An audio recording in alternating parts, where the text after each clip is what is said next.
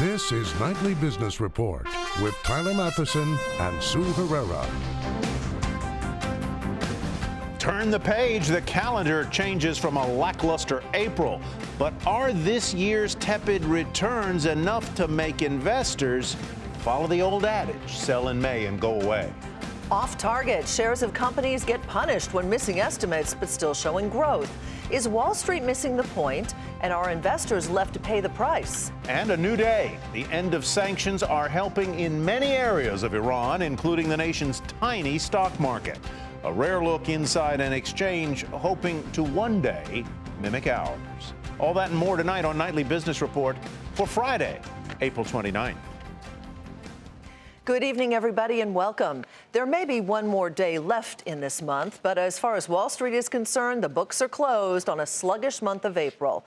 The Dow did manage to squeeze out its third straight month of gains, but the Nasdaq was the big drag, having its worst month since January, and we all remember how bad that one was. As for today, the stocks fell early and often after some weak economic data helped set the tone. But late in the day, the market staged a bit of a comeback and ended well off the lows. The Dow fell 57 points to 17,773. The Nasdaq dropped just about 30, and the S&P 500 was off 10. The Dow and the S&P were off more than 1%, but the Nasdaq fell more than 2.5%. And for the month, only the Nasdaq was lower, down about 2%. Yesterday, the billionaire investor Carl Icahn said he has gotten out of his stake in Apple, and that sent stocks lower. He also warned of a, quote, day of reckoning for the markets. Today, fellow billionaire Warren Buffett weighed in and said that's just Icahn's opinion. There were probably, this is the most wild of guesses, there were probably 50,000 people or more that bought stocks today and 50,000 people that sold. So I don't know that I would pick out any one of them and put too much weight in what they did. I have no idea what the market will do day to day or why it did what it did today or yesterday. One thing that pressured stocks early on today, a sign of weakness as a reading of economic activity in Chicago slipped. The Chicago Purchasing Managers Index for April came in at 50.4. That's down from last month's 53.6 and well below expectations. A decline in new orders hurt things. A reading above 50 indicates expansion. Two of the major oil companies, Exxon, Mobil, and Chevron, were out with their latest results today. And as you might expect, low oil prices spelled trouble. Exxon's profit fell more than 60%, its lowest quarterly level since 1999. But to put it in context, revenue was still nearly $49 billion. Remember, that is for the quarter, folks. As for Chevron, profits turned into a loss, and it was more than Wall Street expected. In the end, both companies were relatively flat in today's trade. Jackie DeAngelis goes deeper into the numbers. Big energy reporting this week, and by all accounts, it was a tough quarter. Exxon managed to beat expectations with 43 cents earnings per share, but that profit was achieved by slashing costs to offset plunging crude prices in the first quarter. The company's capital expenditures dropped by 33% year over year, showing drastic measures were necessary to survive a quarter where oil fell to almost $26 a barrel. It's very hard to see this thing outperforming. On its valuation, it's already pricing in oil at about $75 a barrel. So, plenty of oil stocks are pricing in oil in the 60s, a lot lower than what Exxon's pricing in. If you look at the details, Exxon Mobil pulled out a profit because of the refining and other types of downstream profits that offset, that were still losses in upstream. So, when you look at everything, these lower prices are providing excellent margins for refineries and for the chemical units of these integrated companies. Meantime, Chevron outright missed expectations, reporting a net loss of 39 cents a share compared to a net profit of 137 in the same quarter last year. Chevron CEO John Watson said in a press release that controlling spending and getting key projects under construction would boost revenue. And with oil prices up nearly 20% in the last month, some analysts are hopeful for the future, but others are not. We're anticipating a continuation of an oil recovery into the 60s by the end of the year, probably 70s next year. But in the case of these two names, because of how well they held up during the meltdown, they're already pricing in essentially all of the recovery in the commodity that we can envision. Unless we just see global growth go to nothing, then eventually we tighten up. That might be a year or two down the road, but we're going to have to resume production growth globally longer term. Recall also that earlier this week, Exxon lost its AAA credit rating from Standard & Poor's, a credit downgrade, another blow to the company's reputation. For Nightly Business Report, I'm Jackie DeAngelis. Well, we're more than halfway through earnings season, and while not a lot was expected, there has been a slight improvement. Dominic Chu has the numbers on the earnings and where we stand. Now that more than 60% of the companies in the S&P 500 have reported results, we're seeing a slightly better picture for corporate profits than originally thought, but it's still not a pretty picture. If you count all the companies in the index that have reported and assume that all remaining companies report results along the lines of what analysts expect, first quarter profits will post a 5.7% decline over the same time last year. That's according to data from Thomson Reuters IBIS. That's better than the 7% drop that was expected before the season began. Oil and gas-related stocks have posted some of the biggest profit drops of the season. Meanwhile, those companies geared more towards consumer spending have posted some of the biggest gains. As bad as things may appear, famed billionaire investor Warren Buffett still has faith in America's corporate profit machine. Well, earnings have been so high. Corporate earnings have never been better. You know, I mean, as a return on tangible equity, American businesses never had it so good. You know, as a percent, profits as a percentage of GDP, I mean, profit margins up and down the line, business has been very, very good. Some experts on Wall Street are looking ahead to what lies in the coming weeks, and they're sounding a little bit more positive on what themes may develop. For the back half of the year, analysts expect earnings to pick up because we do have some easier comparisons to last year that'll make the back half of 2016 seem a lot better than what we're experiencing now or in the second quarter. The second half of earnings season will see its fair share of retail-oriented stocks that may give investors a better idea of the health of consumer spending. And with around a fifth of the S&P 500 reporting just next week alone, there's still a reason to pay close attention to not only the results, but what companies are forecasting about the rest of the year as well. For Nightly Business Report, I'm Dominic Chu. I don't have to tell you this, but corporate profit season can be brutal for companies that miss Wall Street estimates, even if they show earnings and revenue growth. So if your company is growing, should Wall Street estimates really matter? And if so, how much and under what circumstances? Brian Jacobson, portfolio strategist with Wells Fargo, joins us now. Brian, good to have you with us. I see companies that have troubles, but then I sometimes look at the earnings estimates and I think, is it the company that is having trouble or the estimator that's having trouble? What is it? Well, that's always a good question. You know, the analysts, their expectations do matter quite a bit as far as setting the current stock price, because really it's expectations about the future. If you think about the stock price itself, it's supposed to reflect expectations of cash flows in the future to shareholders. And so that's where analysts' opinions and their estimates really matter. And it's also one of the reasons why earnings season is always so exciting and also such a volatile period of time. You get an estimate as to what that path really looks like. Is the company on the road that analysts were expecting, or have they somehow deviated from that path? You know, you say that different estimates matter in different settings. Why is that? Well, it's very interesting if you look at parts of the economic and the market cycle. Early in this recovery for the stock market, it really looked like all that mattered was that companies were finally showing profits again.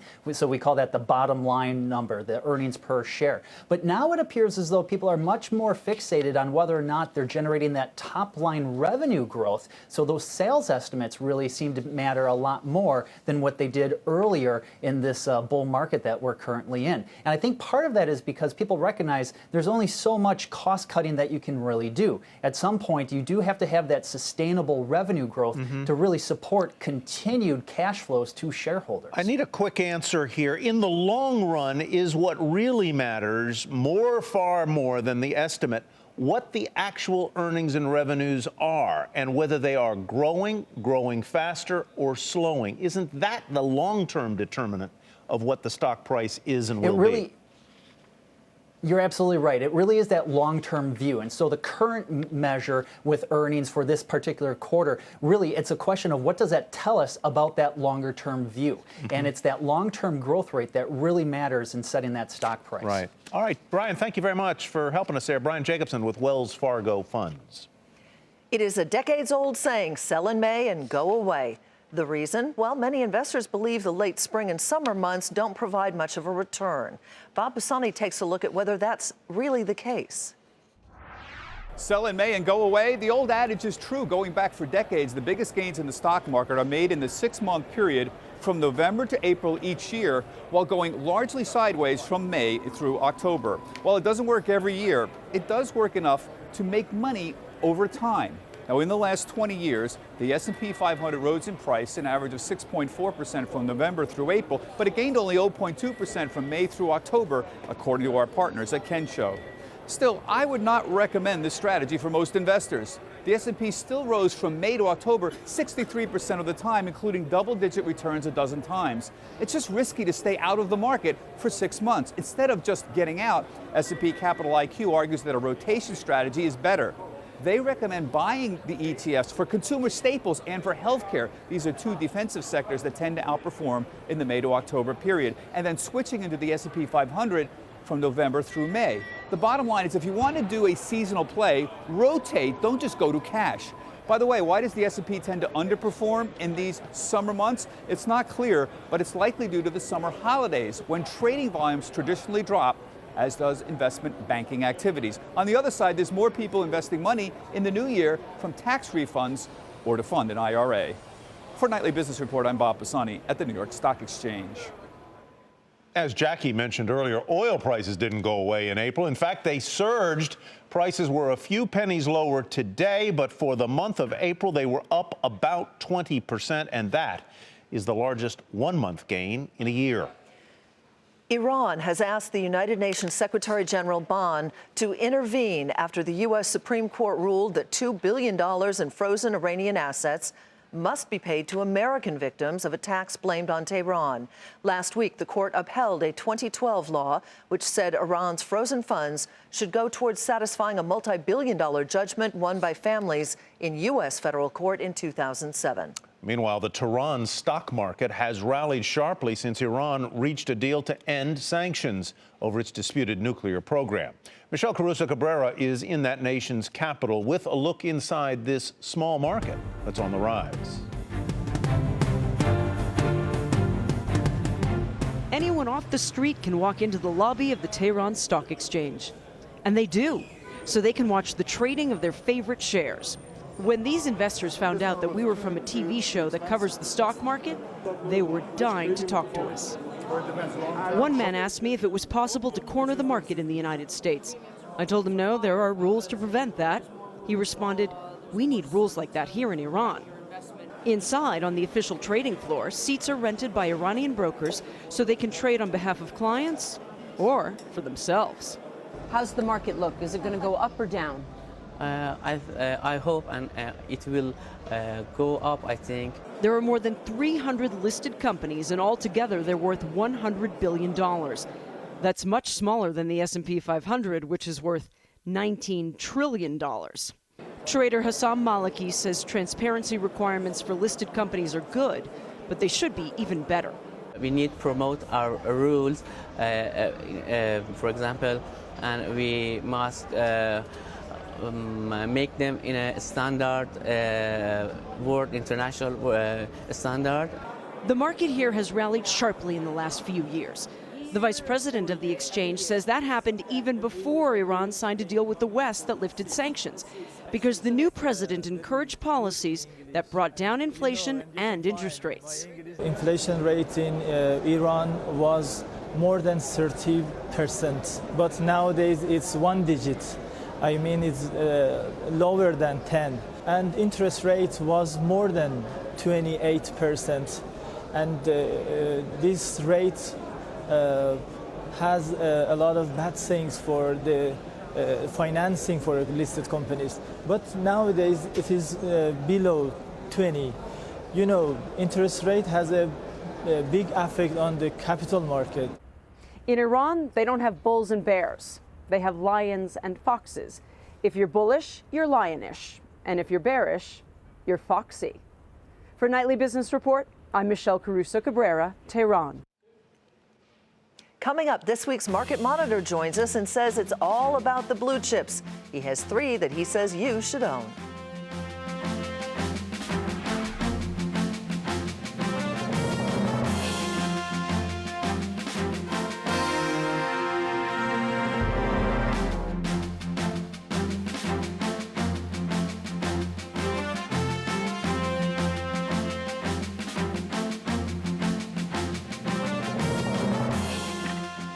Republican presidential frontrunner Donald Trump kicked off his California campaign today, and he was met by several hundred raucous protesters outside his speaking venue.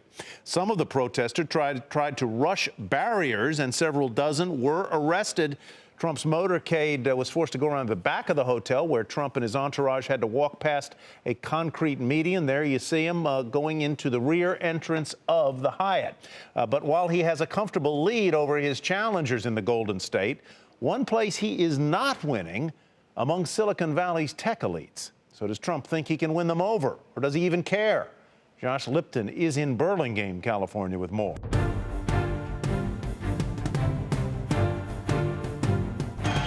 In California, Donald Trump has a lot of fans among Republicans.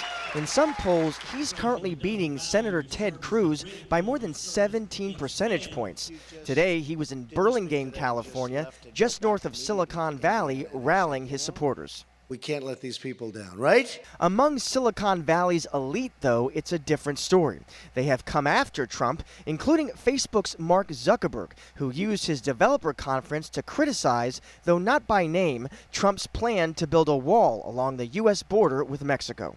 I hear fearful voices calling for building walls and distancing people they label as others. Beyond CEOs, VCs on Sand Hill Road also bashed Trump, even right-leaning ones like Mark Andreessen of Andreessen Horowitz, who suggested he would support Hillary Clinton if Trump is the nominee. Trump, for his part, has fired right back. He criticized Amazon's Jeff Bezos in a tweet a few months ago, referring to his, quote, no-profit company. Bezos responded, saying he'll reserve Trump a seat to space. Of course, it's possible that Trump couldn't care less what tech elites think of him or his campaign. His base of support remains working-class voters, and he's betting they're going to come out in full support of him leading up to this California primary on June 7th.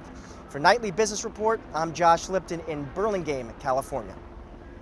The Food and Drug Administration grants Quest Diagnostics emergency authorization for its Zika virus test. And that is where we begin tonight's Market Focus. The laboratory testing company said it expects to make the diagnostic test available to doctors in the U.S. and Puerto Rico by next week. It comes on the day when Puerto Rico's health secretary said the U.S. territory has recorded its first Zika-related death. Shares of Quest finished the day down a fraction to 75.17. Sanofi reported an increase in quarterly profit as the drug maker's biotech segment helped to lift its results. Overall, revenue for the company fell, dragged down by lower diabetes drug sales. Also, biotech company Medivation has turned down Sanofi's unsolicited $9.3 billion offer, saying the amount undervalues the company. Shares of Sanofi fell 4% to 41.10. Rovi, which owns patents on digital entertainment devices, will buy the DVR maker TiVo in a deal valued at more than $1 billion. The new company will take the name TiVo. TiVo was up nearly 6% to $9.98, while shares of Rovi were up over 1.5% to $17.62. The drug maker Valeant announced it has finally filed its financial report for 2015, avoiding thereby a default on some of its debt. The report was initially delayed over accuracy concerns with the company's financials. Valeant also nominated 3 new members to its board of directors. Shares of Valiant, nonetheless, down more than 5% on the day to 33.36. Our market monitor has a list of blue chip stocks he says will rise 15% over the next 18 to 24 months. Joining us tonight is Gary Bradshaw, portfolio manager at Hodges Capital Management. The last time he was on in May, he recommended Brinker International, which is down 17%, Cracker Barrel, which is up 5%, and Casey's General Store, which is up nearly 24%. Gary, welcome back. Nice to have you here. 2 out of 3 is pretty good, Gary. Well, Yeah, thank y'all. it is. It's nice to be back. How do you feel about the market overall right now? As I understand it, you think people are a little too pessimistic. Well, Sue, we do. And even in spite of this slow growth economy, we think investors are too negative and that the market will move higher going forward. The market is not too hot, not too cold when you look at market multiples at about 17 times this year, 16 times next.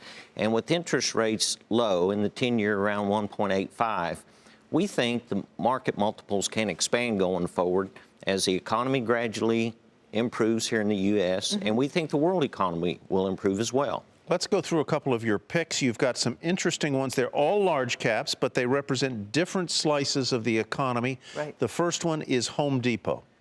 Tyler, Home Depot, we believe at the Hodges Blue Chip Fund, is the best retailer in America. And they just came off a quarter where comp store sales were up 8%.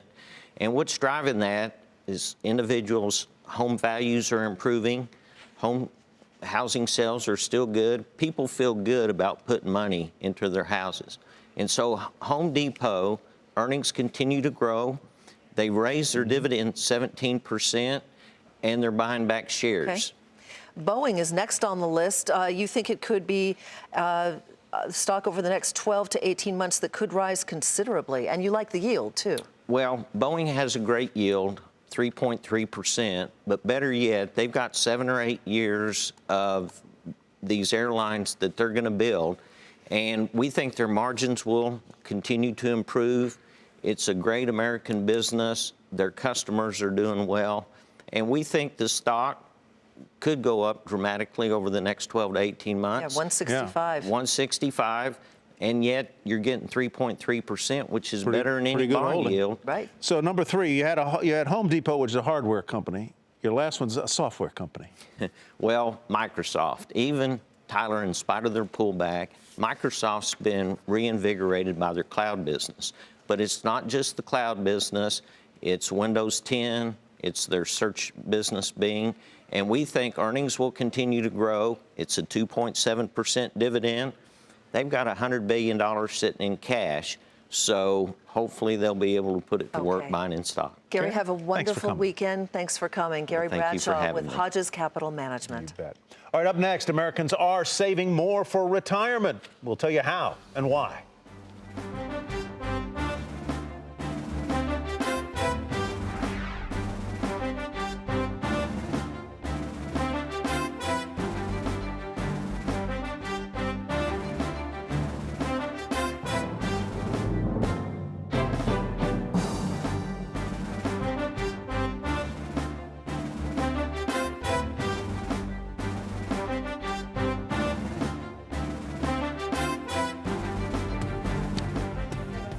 Here's what to watch for next week. On Monday, we get a snapshot of how the manufacturing industry is doing nationally with the ISM Index. Tuesday brings auto sales for April, and the April jobs report caps off the week on Friday.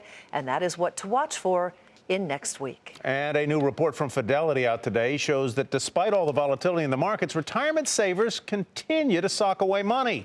Sharon Epperson joins us now with more. So we are saving. We are actually saving. It's a great report, and it shows that actually the savings rate is increasing significantly. But more important, a record number of people are saving in their 401k, about 14% according to Fidelity. And what they're doing is one of the strategies that's the best ways to save in terms of your 401k, and that is to contribute at least into the company match. Because what we're seeing is it's a combination between their own contributions and employer contributions that is contributing to a nearly 13% savings rate in the first quarter.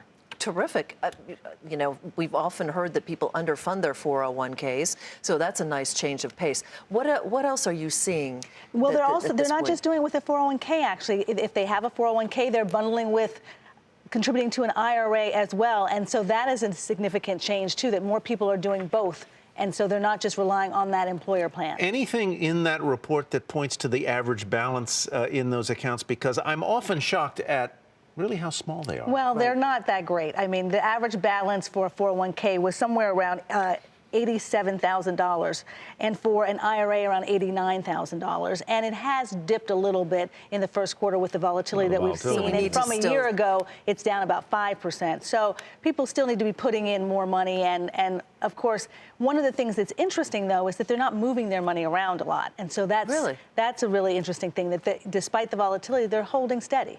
That would be, I would think, a very good indication, because volatility, people tend to react to volatility instead of sticking with their plan. Exactly. So, they're listening to you, Sharon. Well, they're listening to, I hope they're listening to a lot of people out there that are saying, you know, don't react to the short-term movements. Make sure that you're diversified, and also make sure that you realize that there's going to be some risk there, but you're looking for the long term. And so I think what this study also showed is those who have been in their 401k 10 years or more, they're really seeing a significant increase in their balances. One, because the market has improved, but also because they've stayed in and they've written it out. And that's what the 401k and long-term plans are for. All right, Sharon, thanks very much. Sure, we appreciate it. Have a great weekend. You too. All righty. And finally tonight, speaking of saving, you better keep packing away that retirement money that Sharon was just talking about, because if you're planning on going to any weddings anytime soon, it's getting more expensive. American Express says the average cost for an American wedding guest is now $703. That's for things like airfare, clothes, childcare, but not the gift. Not the gift? Not the gift. Especially if it's a little blue box. If you're in the wedding party, it's $743, but if you're a millennial, the average cost is nearly $9. Did you hear Sharon Epperson gasp? $900.